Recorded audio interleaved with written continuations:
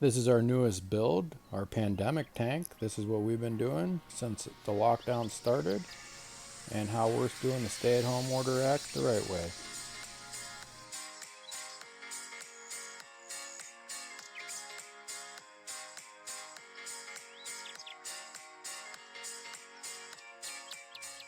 Welcome to the Law's Reef House, and this is another tank tour of our Innovative Marine Nuvo 10. Let's take a closer look and see what we got going on with this thing. First off, for lighting, we got a single AI prime running everything, mounted 8 inches off the water surface. And we upgraded the screen top, so we've cranked up that light just to help out with the power levels there.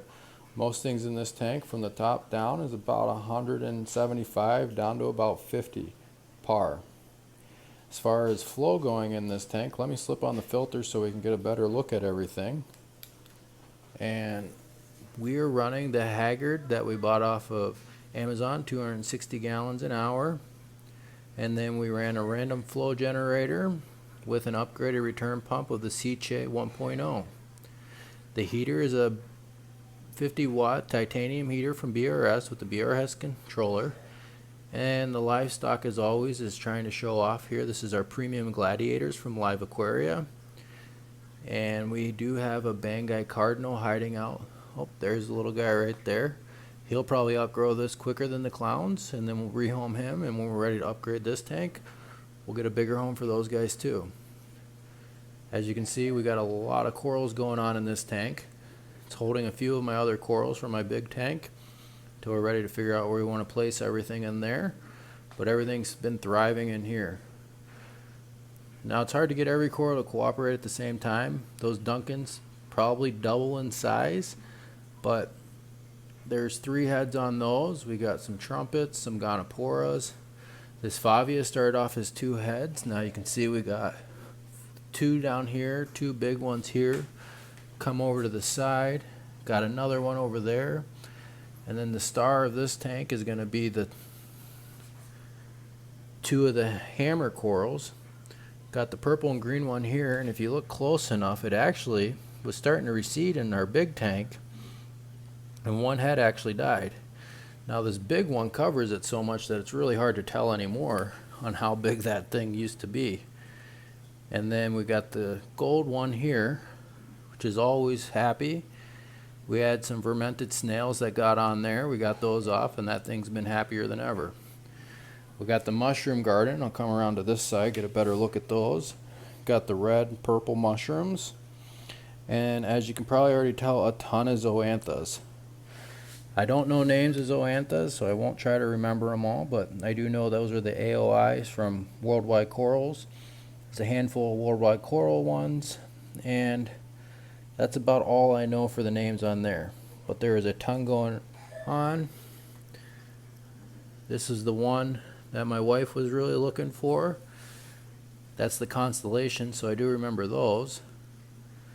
And we got some single polyp ones, some larger polyps, lots of orange ones. Those 2 are probably going to have to get it moved away from each other. They're starting to grow onto the plug. Not all the polyps are open on every one, but we do got a lot that are starting to take off here. And we got some toxic green candy cane corals or trumpet corals, some purple ones there. Got some baby gonopora frags, almost look like Aptasia in this photo with the filter on there. There's no Aptasia in this tank. Luckily, we've been trying to really be careful on any pest introductions to this little guy because it could take over quick. We got the pulsing xenia down here, and as long as we keep them in check, I don't feel any need that they're just going to overrun the entire tank. The worst case, I end up getting some frags that I'll put in the other tank, and we'll see how they do in there. Some more zoanthus up at the top. Got a bird's nest that came out of the other tank. It is starting to look better. As you can tell, there's some whites on the tips, but this thing was looking pretty unhealthy 3 weeks ago, and it's starting to come around. We got a blastomuso down here, a red gonopora over here, another favia hiding down here, favia. I'm not sure which one's the proper pronunciation, but also see if we can get a look up here. Take the top off. Probably have to shut the flow off for a second to get a better look at some. Alright, let's get a top-down look at everything here. This is always the best way to look at a tank. Now, as you can see, all the mushrooms, the hammers, the zoanthas, the candy canes. There's even a dragon soul favia hiding back there. Trumpet getting blinded out by the light in that picture, as well as the Duncans getting blinded out, and those favias getting blinded out. Definitely a ton of zoanthas. We're going to start making some zoantha rocks in the other tank. Just got to figure out how we want them. And like I said, we got a very playful clownfish, so they're always figuring out what we got going on. And they are probably my wife's favorite fish of the whole group of all the fish we have here. She spends all day working right next to this tank, so she gets to spend time with them all day. There's the random flow generator doing a little bit of higher and spitting a few bubbles there. Banggai cardinal. In the back is very simple. The BRS heater, titanium. And then we have one cage. We're just running a little bit of sponge filters and some biospheres. I run biospheres in pretty much all my tanks. There's not much to the 10-gallon tank.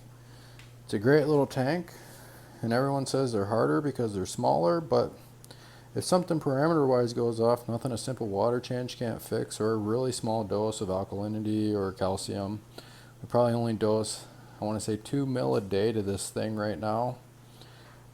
Hand dose everything, and I can even get away every other day dosing 2 mil. We feed phytoplankton to it.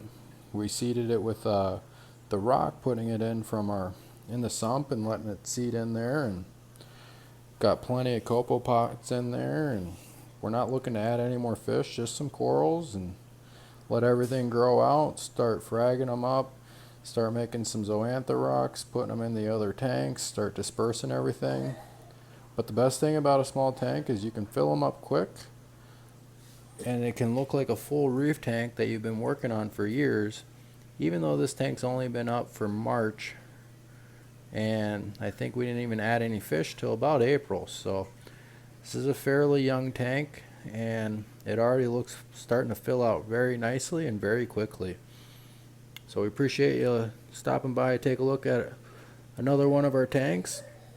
As always, if you like this content, hit that like, subscribe button and the bell notification so you can see when we got new videos coming out.